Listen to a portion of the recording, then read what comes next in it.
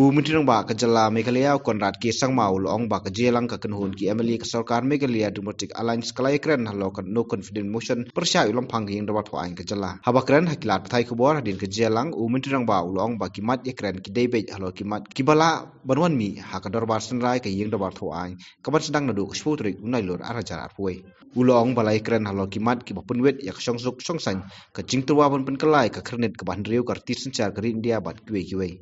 We had the MDA meeting today, and most of the MLAs who are in town are here in the meeting, and a large number of them are in their constituencies. They are on their way. Normally we have this meeting one day before, so a large number of them are still in the constituency, but they have all informed me that they will not be able to attend this meeting because of the fact they're in constituency, but still a large number are here. Today in the meeting, our main agenda was, of course, to discuss about the upcoming assembly session, which will start on the 10th.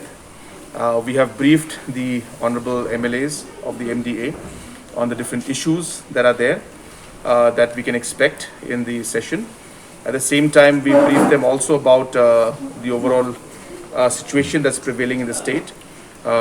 We briefed them about the law and order issues. We also briefed them about the issues of the no confidence motion that is being moved against the speaker, and we discussed on how we will be moving forward. The deputy speaker also has briefed everybody regarding the different rules and provisions in regards to that.